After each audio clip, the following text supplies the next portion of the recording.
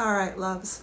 I'm gonna wrap up my little series on Perez Hilton with this. The last two videos that I put out, I really felt like I just needed to address the people who have been victimized throughout this whole situation, whether because they saw the video or were triggered by it in different ways.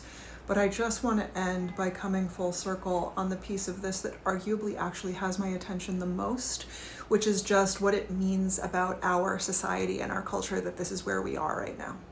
I want to point a couple of things out to you really quickly, just in case any of this stuff is not clear to you. You might not think about this stuff very often, so you might not really know how this works.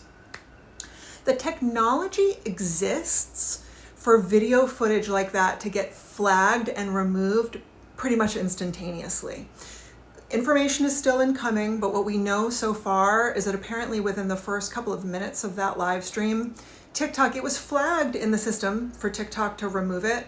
And then something happened that they are ascribing to human error, where for another like 15 to 20 minutes, the numbers aren't totally adding up for me right now because the total amount of time that it was up was apparently like 34 minutes.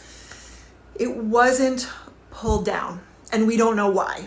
But this is not a technological failure, and it feels really important to make that clear. We're living in a world right now where a lot of our interactions are getting mediated through these devices. And the companies that oversee all of this stuff have a vested interest in capturing our attention, harvesting it, but they don't have much of an interest in maintaining our well-being or looking after our mental health. And that is becoming more and more clear all the time. I don't think that we could come up with a better example than this to illustrate that. There's a lot of speculation making its way through the tubes of the internet about what was actually happening with Perez Hilton at the time that this event occurred.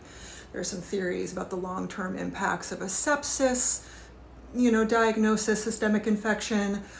I don't know enough right now to be able to weigh in on that. I'm gonna monitor the situation. I'll report back in, perhaps as it evolves, because clearly I'm really fascinated by this whole thing. I feel like all of the areas of my expertise came together for this. But for now, I just want you to know, I just want to say that it's remarkable how much control and influence these companies have over our lives.